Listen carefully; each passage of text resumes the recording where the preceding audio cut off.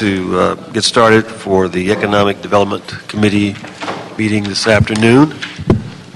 I'm joined by my colleague, Councilman Gil Cedillo. We will be joined by Councilwoman Martinez a little later. Councilman Krikorian is out of the country, and Councilman Weezar may have some business and not be able to join us. But we have an action-packed agenda, all things convention center this afternoon. And I'm excited that we're going to be hearing from one of the two proposed appointees to the Convention Center Commission. And so let's get the ball rolling right away. John Vane was not going to be able to join us, unfortunately. He will be here tomorrow.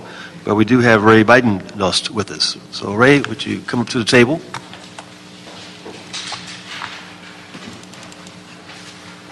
Just a brief introduction for those who don't know you and your background and why you like to serve on this very important, critical mission. Councilman. My name is Raymond Biddinost. I am a partner with Chef Robert Motion Picture Television Catering. We basically cater to the motion picture industry, basically in the movie industry. Presently, we're on Transformers 4,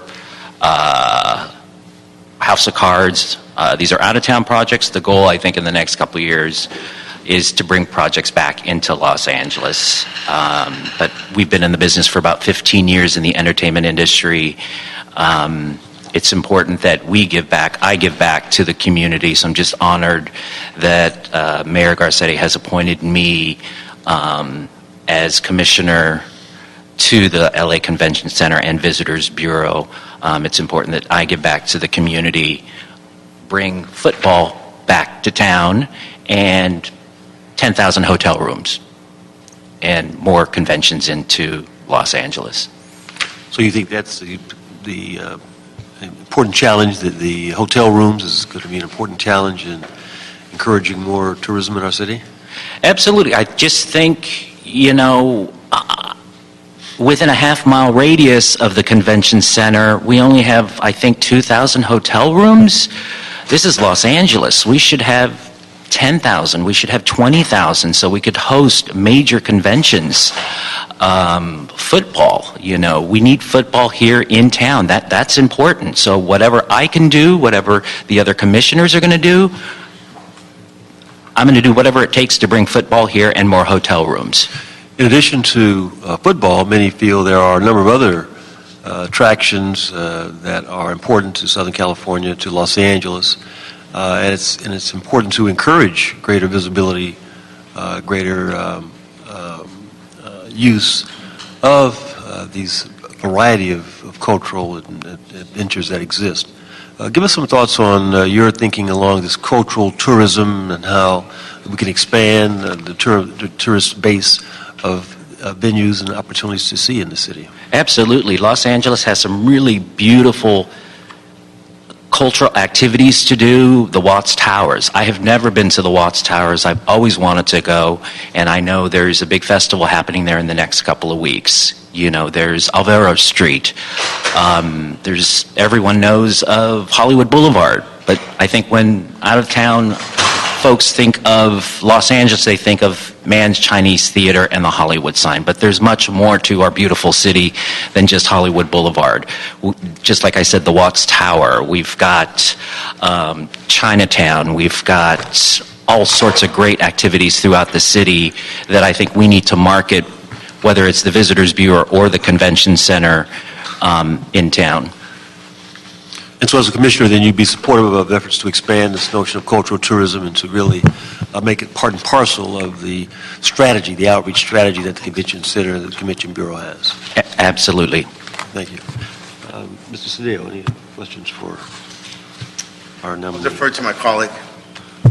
I support anything the chairman says.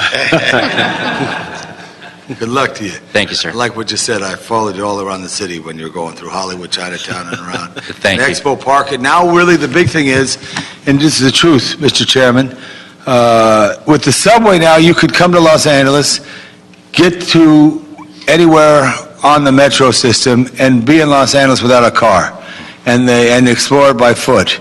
And the transformation is taking place. So I'm very excited, especially what the Tourism Board is doing to promote the region in a way that is getting people out to enjoy. And just coming from lunch, I will add, I was at 3rd and Central, and they had a brochure that the Tourist Board put out, but they didn't know north from south. They were looking for Little Tokyo, and they were going southbound, and I turned them around back there, sent them to the Flying Fish, over on 2nd. They're very happy, so good. Okay, well, any closing comments, sir, would you like to make? No, I'm just really honored to be appointed by Mayor Garcetti. Really excited to give back to the city of Los Angeles. Los Angeles has been good to my family and my business. Now it's time to volunteer and give back to the city. All right, well, without any objection, members, we will forward this recommendation to the council for approval tomorrow. We'll look forward to seeing you there again, and look forward to your service and to your leadership in this area. Thank you, Councilman. Thank you. Pardon me, Mr. Chair. Yes. Did you want items 1 and 2 to be read into the record? Correct.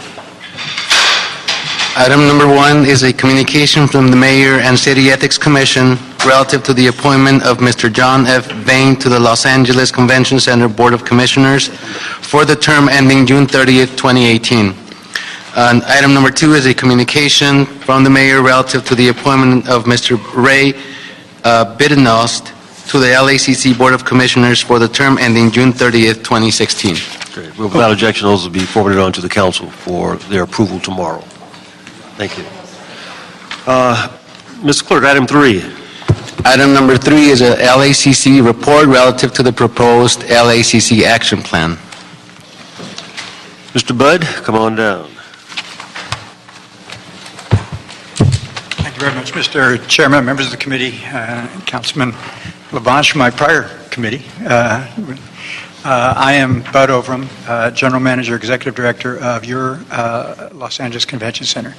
And I appreciate the opportunity today to give you an update on our action plan and the things that we are working on to make the convention center the economic engine that it needs to be, that this city needs it to be, that it deserves to be, and it hasn't achieved that potential in the past. So we'll be talking about some of the things that we're going to do to change that. I am from the government, so I have left you a lot of paper at your seats. All of you were provided in your packet a copy of the draft action plan that I did back in June and July when I first came to this job. Our plan with that is to translate that into a marketing piece, a document that we can use. I have left at your seats a copy of a prior annual report. So every year the department puts out an annual report. Generally, I'm not a big fan of city departments printing glossy reports, but we're in the marketing business. We're in the business of marketing the convention center. We're in the business of marketing hotels. We're in the business of marketing our restaurants. So I do think that it's worthwhile, in our case, to produce a document like that, and we will be doing that as soon as possible. I have left for you a draft of the document, the polished document that we are working on now, and I assure you that this is just a draft. You have the staff report version, and this is our first cut at translating that staff report version into a more reader-friendly, user kind of document. Same kind of information is inside it, just presented more prettily. And perhaps going out on a limb, but Councilman LaBange, you'll be happy to see that I have shown Farmers Field on the cover of the publication, so please let's not leave me out there looking like a fool with a bad cover on a good report. What I'd like to do is walk through just briefly, because you do have an action-packed agenda, a summary of some of the things that are in the report. And what I have left for you, and this is a report that we will provide to you on a regular basis. If you were to go through this document, you would find about 25 specific things that we pledge to you that we're going to do.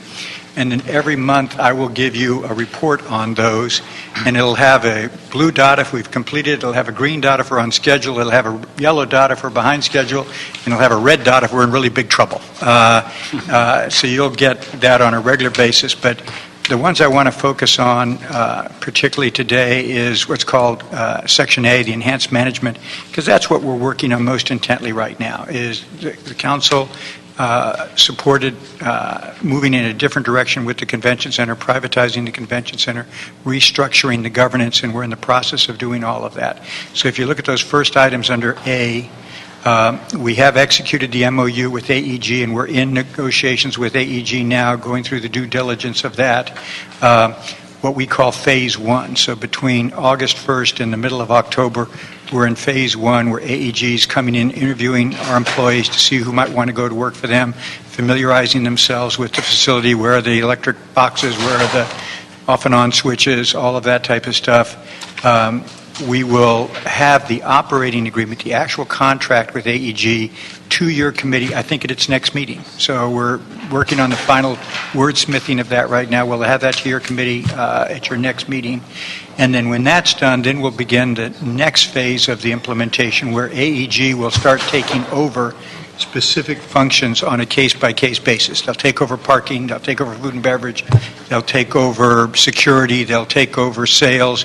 So, between October 1st and the middle of December, the phase-by-phase transition will take place, and then by the middle of December, right after the auto show, then we expect to fully turn the keys over to them and have them operating the whole thing. Item number 5 is just the ordinance that the city attorney has drafted. You've seen that. We're holding the ordinance to come back to you with everything on one time. So the ordinance reestablishing or reconstituting this department and is going forward and be on that agenda. We're doing things on the new hall. And, people wonder what AEG is doing. Let me assure you that AEG is spending millions of dollars working on the pre-planning for the ultimate football stadium. And what I have left before you is a pretty picture, same picture that's on the cover of my annual report, but on the back of it is the actual layout of the floor plan. So in order to build a stadium, we first have to replace the space where West Hall is now. So we build what's called New Hall or Pico Hall, attach it to South Hall, so we have a more contiguous convention center. Build New Hall. Once New Hall's built, then we tear down West Hall. Having torn down West Hall, then you've created the pad for the football stadium to be built. Working very close with AEG, with the city engineer, contract administration, the conceptual plans for New Hall. In other words, the first step will be completed before this, within the next 30 days. And AEG has been forthright pursuing all of that on a daily basis. Going down the rest of the things on that list, I go to citywide venues, and let me talk a little bit about that. We talk about the major reasons why the convention center has not been as successful as it could be, and we're addressing those. The governance structure. You'll have an ordinance in front of you that will have LATCB and AEG, the private operator, reporting to this department that you have created, more coordination between LA Tourism and the convention center than has existed in the past. I think that's a step forward. The privatization of the convention center in terms of having AEG's employees running it on a day-to-day basis, I think is a step forward. The expansion, modernization, futurization of the convention center, badly needed structurally. It's really quite outdated. But then the fourth item that we think is really important is and was also already mentioned once, the need for more hotel rooms. And so another piece of paper I have left you, and you've seen before, is a map that shows where the convention center is. That stars in the middle of the map, or the middle of the half-mile radius, and the hotels that exist around it within walking distance.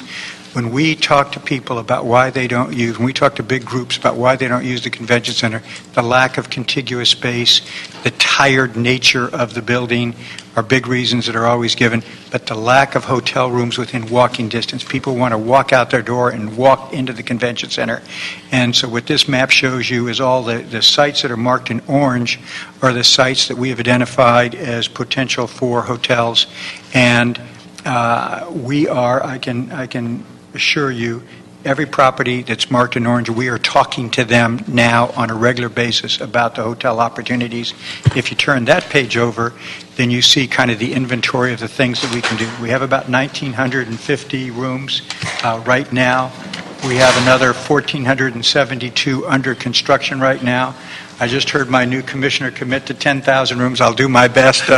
Our goal right now is 4,000 rooms. I'm a lot older than him, so maybe he'll achieve it during his lifetime, but in my lifetime, I'd be happy to get to the 4,000 rooms, and we point out where we think the sites are for that, and we're working Councilman Huizar walk in, but we're working very closely with the council office on that. So those are the real highlight things. I do go through the report and mention other things, and I won't take your time today, but I got to tell you that we are really in a golden age for the opportunities that we have in front of us. The Wizarding World of Harry Potter is going to be $1 billion investment that's starting construction. That'll be mentioned in our report. The Farmers Field, I've already talked about. USC taking over the Coliseum, I think is an opportunity for a first-class operator to take the Coliseum back to its glory days and make it everything that it could be, and we'll all benefit from that. The Guggenheim Group going into Dodger Stadium and buying the Dodgers. Golden age for that will surely be in the World Series this year. The efforts that the councilman's making on Bring Back Broadway, the work that you're all doing on Ports of Call, all of these things are just a lot of things coming together. The cultural tourism, the Broad Museum under construction, AMPUS being discussed, the MoCA improvements being made. There's just so many things going on right now, and the job of our department is connect the dots and make sure of all of these efforts work together. We're also going to be bringing back to you white papers on things that are very specifically important to us. Sustainability. We want to make sure we have the greenest convention center, the greenest stadium in the nation. Public safety. We want to make sure we have the safest sports and entertainment district that can be found. Technology. We don't want to have tourists lost trying to find east-west to get their way to Chinatown. So wayfinding and use of transportation. So we'll be bringing back to you white papers on all of these other areas where we can make substantial improvements. So with that, I'll end this update. I'm happy to come back to talk to your committee on any time on the whole report or on specific aspects of the report. We will be back at your next meeting with the ordinance and with the contract with AEG for the privatization. Thank you, Bud, for the overview, and appreciate the work you're doing in trying to create a seamless sort of transition with AEG and the city in terms of the convention center. We certainly you talked about the importance of connecting the dots and how we need to do a better job of that. Talk a little bit about the relationship between the Convention Bureau and Visitors Bureau, and I don't know if that's addressed specifically here, but talk about that a bit in terms of their relationship. And it is addressed specifically in my report, and I'm happy to elaborate on it. And I'm not casting dispersions on how it was operated in the past, but I do believe it can operate better. The way it has operated in the past, LA Tourism, some of you might know it by LA Inc. I think it had another name prior to that, but what we now call... You know why they changed the name LA Inc.? No, sir, I don't. They have an office. They have an office in London. This is our ex officio member, Tom LaBonge. I know. I just wanted to do this for the history. They had an office in London, and they'd get all these calls for LA Inc. The tattoo show, LA Inc. I don't know if you see that on cable. That's a true story. Okay. And if he says it, I believe it. I do too. Go ahead. So LA Tourism reported to the CAO. LA Convention Center reported to the mayor's office. And there was kind of a disconnect between them. There wasn't the cooperation, coordination between them that there could have been. They sometimes operated at almost cross purposes. LA Tourism gets all of its money from the TOT, the one of the 14.5 points or 14 points that we charge on TOT, Transit Occupancy Tax. So they get all of their money from heads and beds. The convention center gets all of its money from renting the floor space. So LA Tourism gets none of the money from the building. The convention center gets none of the money from the bed tax. So they were kind of working at cross purposes. In order to get people into the convention center, LA Tourism would discount the rent. Well, if they discount the rent, there's less money for the convention center to run the convention center. So what we're doing now is reconstructing that entire model.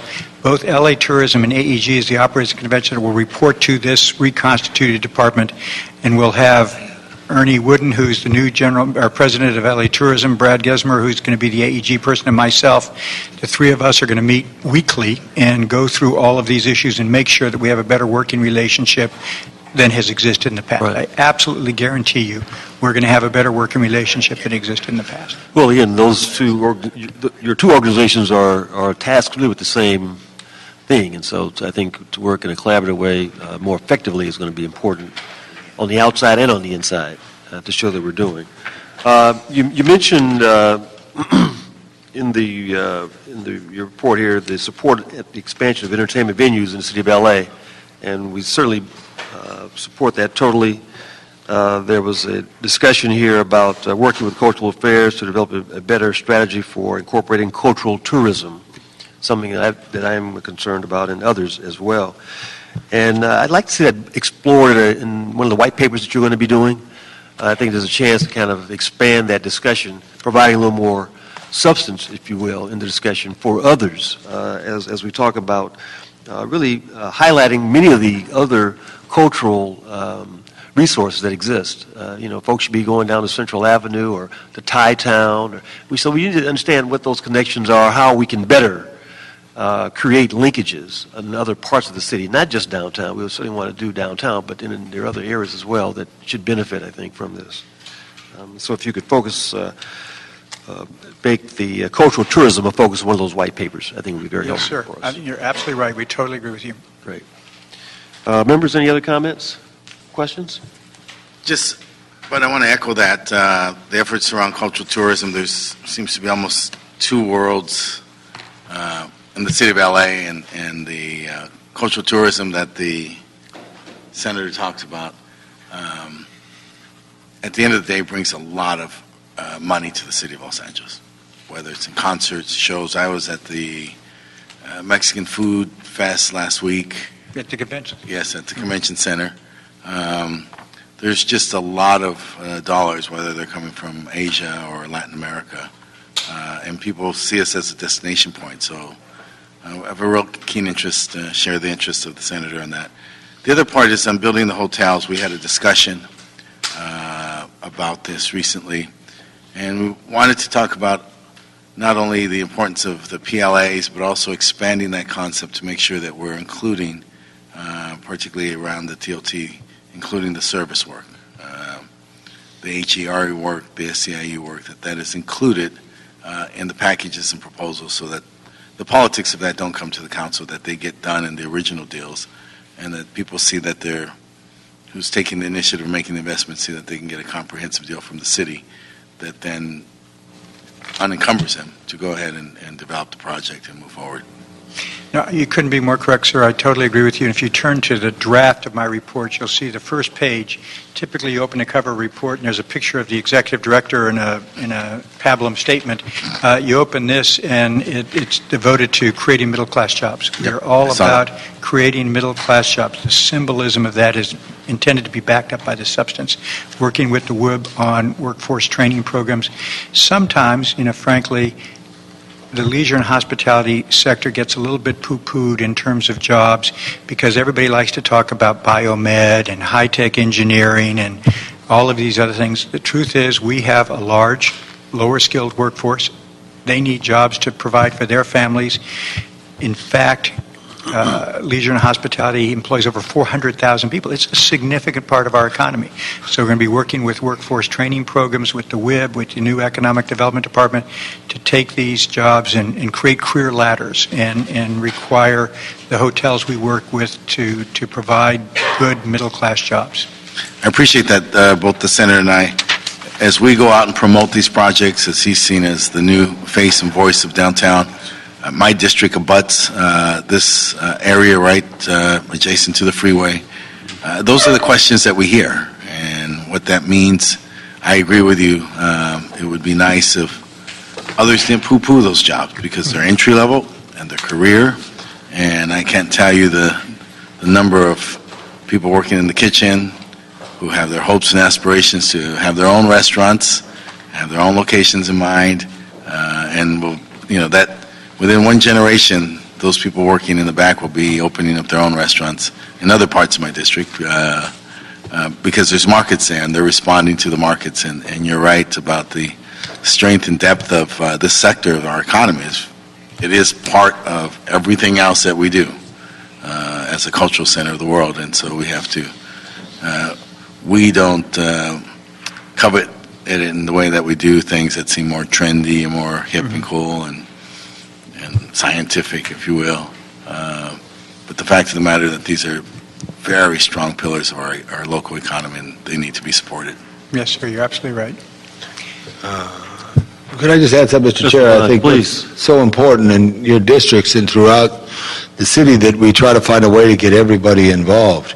And previously I brought down from Hollywood the hop-on, hop-off bus, which now goes through downtown on a regular basis, and they need cooperation from the Department of Transportation to get a sign so that people know where the stop is, and hopefully we can get that done, because the previous body was not as they had a sign program on their own, which was an important one, but to help people find their way, and more people, and this weekend I was downtown, are finding their way, which is so important, but reaching out to unique places. People want to see real. I once was on Larchmont, and there were 3 guys from New Jersey, New York, and Pennsylvania. All had big books, and all they wanted to do was look at the real houses where Laurel and Hardy went over the lawn, and they're fans of these things. They want to see real. They want to go across the 6th Street Bridge and look down and see where, Last Day in L.A. or whatever that movie was, that all the things, Greece, etc. Right. So there's a market there. And also a market that we're missing, Mr. Chair, that I'd like to put on the table for you to be the champion, is this is the largest civic center outside our nation's capital. It is tremendous to see the people who do come up here and to the tower and look about from the grand park that's here up to the civic center's music center, and Water and Power even is beautiful. Trying to tie that in more with El Pueblo and promotion and ways that are there. It's there if we make the music right, and we could hit the notes to do that. It's just getting that done, because the people want to see real. People will get off the plane and go to Hollywood, and GPS puts them right in the neighbors' doors, and I'm dealing with some of those challenges now. But I still want to let everybody share in the city's great beauty, because it is a tremendous history here that people really want to see. So I look forward to your leadership on this, Mr. Chair, and I can help you any way. Absolutely. Well, we are... But I also want you to think about the... if we're thinking large enough on this trolley in terms of being the connector to all these very close but not yet fully integrated islands of activity in the greater downtown area, and if that's something that we should think about in a bigger way, both through the greater downtown area and then the adjacent communities, for a greater utilization in terms of our tourist presence. Yes, sir, be happy to do that. I agree with you. And again, we have a lot of tourists who fly into LAX. Once they get here, they can't be landlocked. They have to have a convenient circulation system to get not just up and down to Disney Hall, but through broader areas. I agree with you in getting out to expanding it to other areas. And Metro's doing a lot, too, with the subway, because believe me, you could come to the town without renting a car and stay anywhere along the subway line now with the Expo line and really go where. And also, I think there should be a report coming, how many people travel the Expo line or the Blue Line to UCLA games in Pasadena or down to the Coliseum Expo Park. This is happening, so we're right in the middle, but we got to catch them, because they love to be greeted, just people love that. So. They love the Bruins. Yeah, they love the Trojans too. Well, as I think we all agree that this is an exciting time. It's a chance for us to connect the dots like we have never done before, and to really highlight the diversity and the excitement that exists in the city. It's not just downtown, but it's all around, and we need to find a way to make that happen.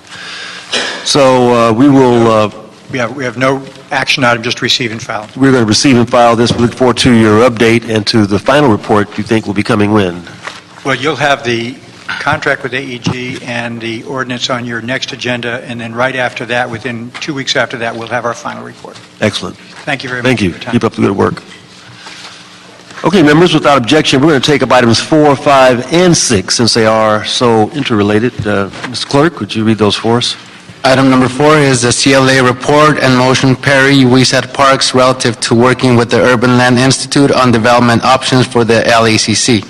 Item number 5 is the CLA report relative to an evaluation of future planning concepts for the LACC and discussion regarding the improvements necessary for the LACC to provide competitive facilities and amenities. Item number 6 is a CLA report and motion Perry Parks relative to the status of the Farmers Field and Event Center project and options for the renovation of the LACC. Good afternoon, John Wickham with the Office of the Chief Legislative Analyst. I'll actually run through those in reverse order, starting with the big picture. A year ago, it's been a year now, a year ago the City Council and the Mayor approved an implementation agreement for the new Hall and Event Center project. That implementation agreement included the financing plan, the development plan, all of the elements as well for the construction of a new convention center hall and the construction of an event center at the site of the West Hall, the current West Hall. So that would be torn down and rebuilt as an event center stadium, the Farmers Field. All of that is dependent upon AEG securing an NFL football team. None of that will move forward until that occurs. Okay, so we're kind of in a waiting period right now for the NFL and AEG to come to an agreement and to decide to send a team to Los Angeles for that project. The implementation agreement has a life of 2 years. So we've been through the first year. We have one more year to go. October 18th, 2014 is the deadline for that. Okay, so as you recall, early in the year, there were a number of issues related to AEG, trying to understand what they were doing with their ownership and their management. They were up for sale for a little while, and that was pulled off, and Phil Anschutz is remaining as the owner of the company and such, and they're moving forward very strongly. So about that time, the City Council was concerned that we have another strategy going forward just in case Plan A, Farmers Field, doesn't move forward. You know, that's the plan that the City Council approved. All of the entitlements are in place to move that forward once we get a team. But if that somehow doesn't happen, we need to make improvements to the convention center. We need to move that facility forward, and we need to make sure that it serves the city well. And so some instructions went forward to have the CLA, CAO, Convention Center work on developing a Plan B. So that's the context to fill in for item number 6. Item number 5, what your CLA did was we asked a consultant who had done work on the Farmers Field project for the city to evaluate the convention center and identify its basic needs. That is a study we received from Convention Sports and Leisure. As a result, they did a basic review and they determined that there were a number of issues that should be addressed in a Plan B if that happens to be the direction we need to go in. Some of their highlights from their report was that contiguous exhibit space is necessary. There's a big break between the West Hall and the South Hall, and when you're in either hall, you can't actually see that there's a way to get to the other one. You have to go through a rather narrow passageway in order to get between them. So having a connection between the two, that would serve your needs of adding exhibit space as well as connecting the two halls, and that would be a significant benefit in a number of ways to serving the convention center. They determined, they reported to us that the most desirable features for convention centers today, because you know this is an evolving business, and with new technologies there are new approaches to the convention business, that there is a need for breakout meeting rooms, that there's a walkable hotel and entertainment district to serve convention visitors, the connected exhibit hall. One of the important and interesting points that they raised was providing a light rail connection between the airport and the convention center. And as you know, recently there was significant discussion about that issue and the Crenshaw line and connecting the Crenshaw line to the airport so that it can get to downtown. And this is actually a very serious issue for the convention center as well. And then and so those were some of the main issues that they identified. As another concern limitation in the convention center is the limited amount of meeting room space. There are a number of convention sectors that the convention center is not able to bring in, such as medical shows, because they need a lot of breakout meeting room space as opposed to exhibit space. And we have a very low amount of meeting room space in our center currently.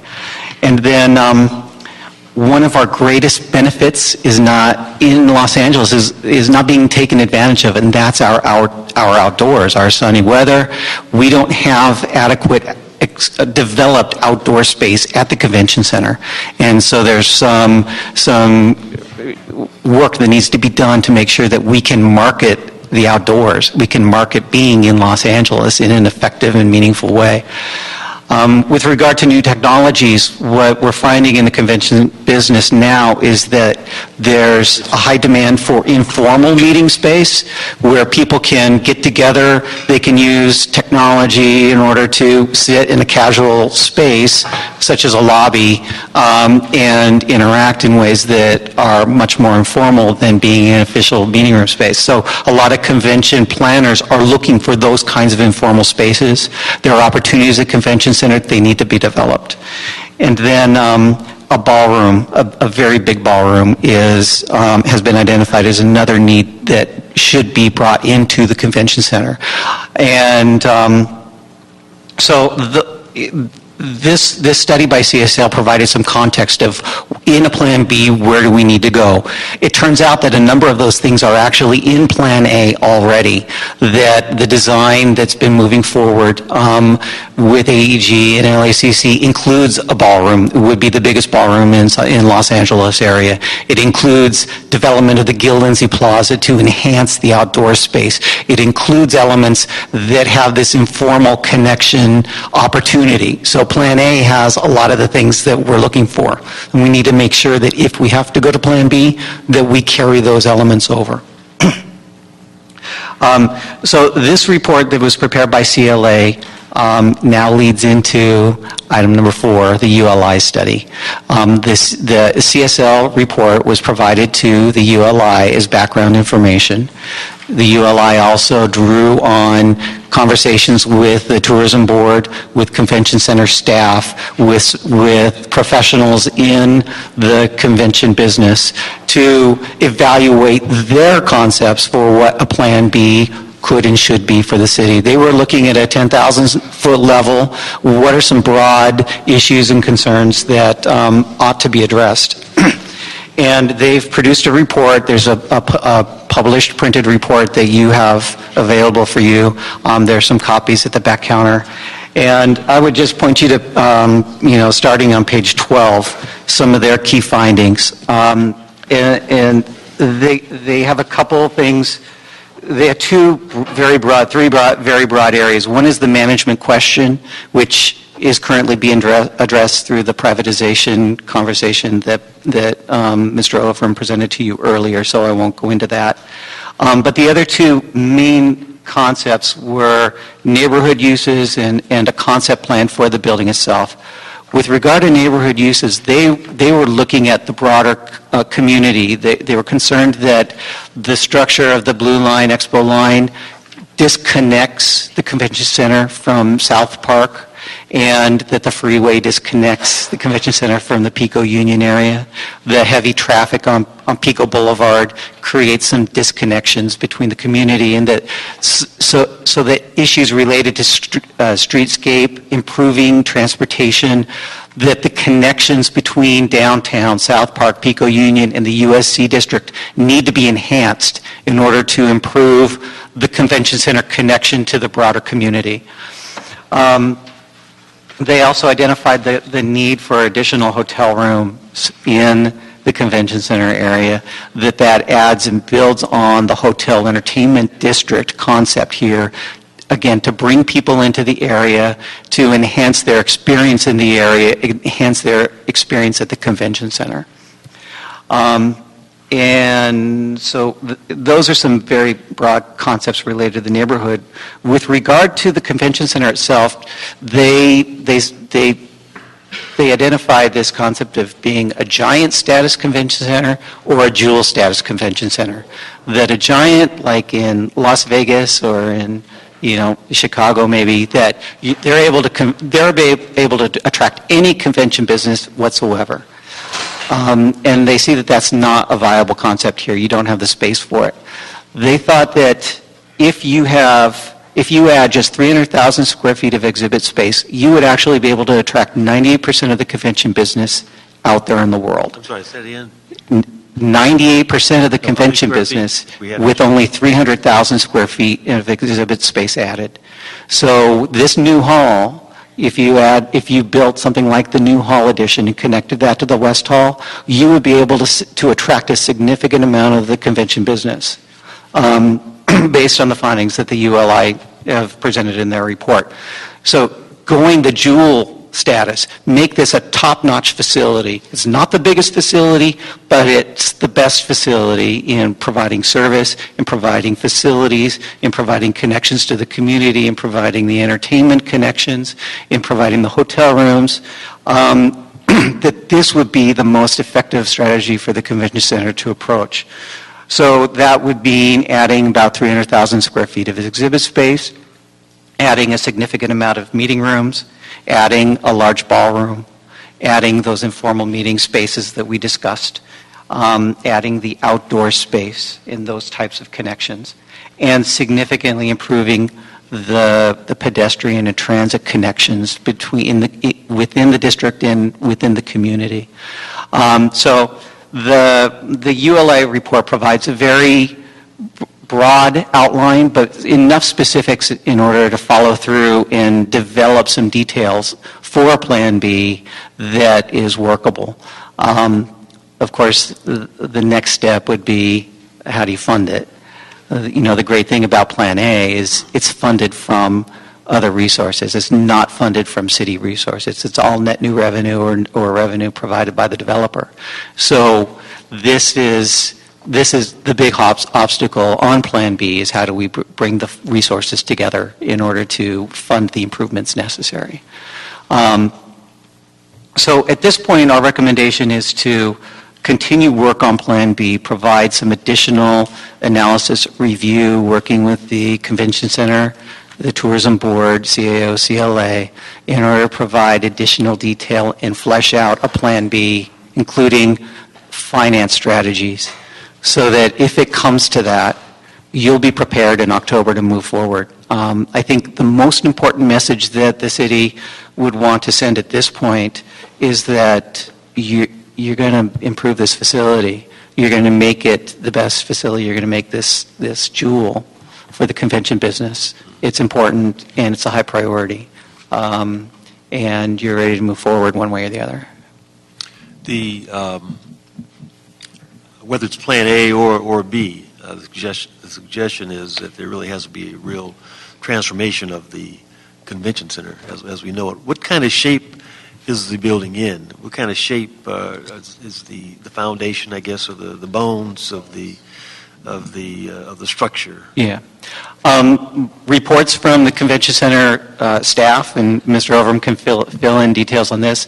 Convention Center staff report that the bones of that facility, the West Hall, are extremely strong. That it's actually a very good facility structurally.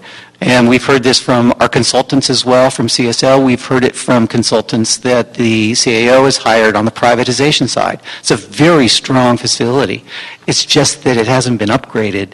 It hasn't been modernized. So the skin, the outside exterior is a 1970s design as opposed to a modern 20th century, 21st century design. The carpets need to be cleaned and replaced. Some of the walls need to be repainted. The bathrooms need to be upgraded. These kinds of things. So there are some very basic things that could be done, capital improvements, to make a significant difference in the facility. And Mr. Ovrem might... No, have that's some- absolutely correct. The building itself, particularly West Hall, is a solid, very good, flexible building. Upkeep in the last 5 years has been terrible. We are not painting the walls, we're not shampooing the carpet.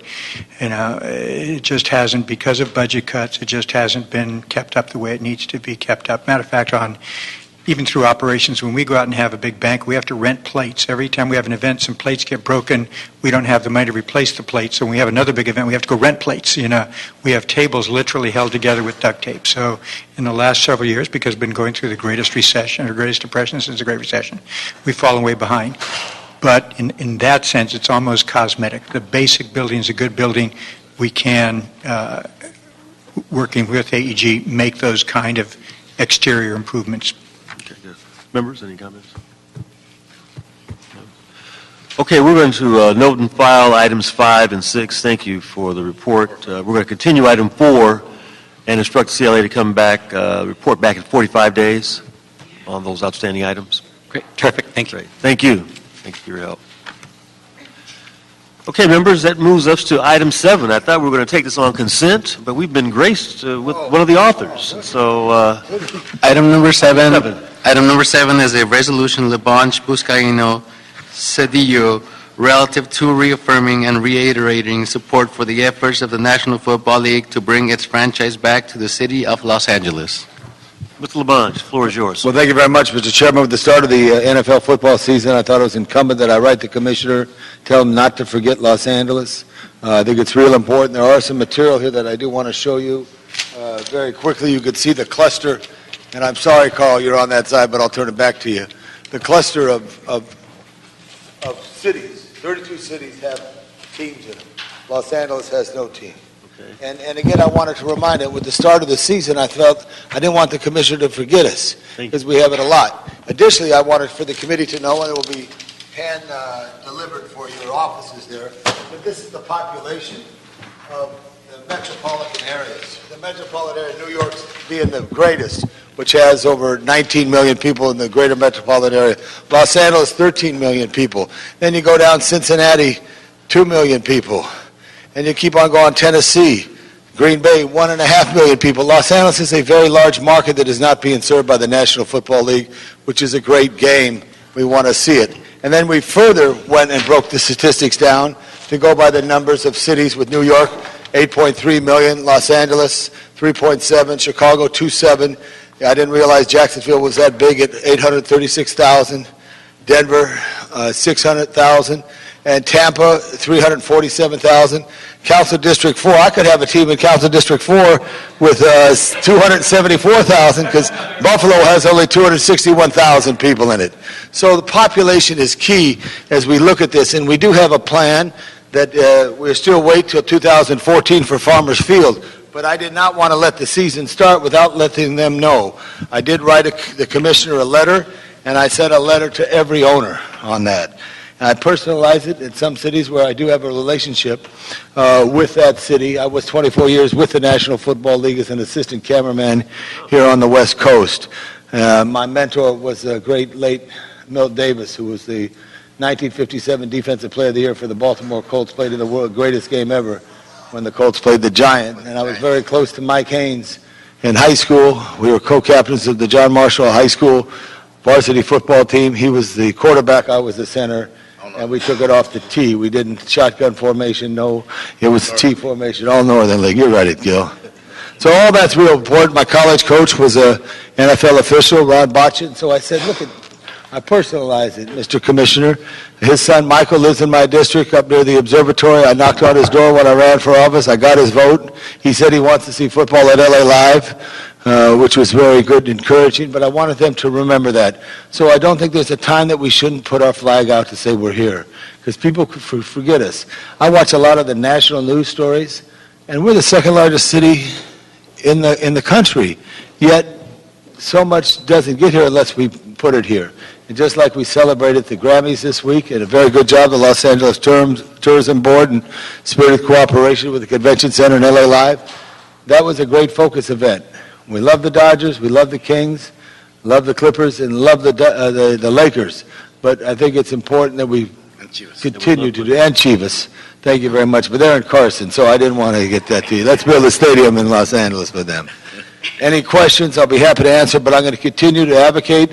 I'm working on a campaign to reach out to NFL players who are retired in Los Angeles, to have them, remind them, because it puzzles me why, out of 32 teams, one doesn't want to come here to sunny Southern California. And I would hope that they do, and we just wanted to let them know that, and the day will come. Well, we know that they want to come too. Maybe even two teams will come, right? Absolutely. I mean, we don't want to hold ourselves short. So, right. But we thank you, Mr. Labange, for keeping the flag waved Well, and thank you. furled. And Thank we you. do appreciate it. I want to just say one other thing, too. Yes. The late, great Deacon Jones, who just recently passed, we had his memorial at the Coliseum, and it was a wonderful event for his life. Many old pros were there.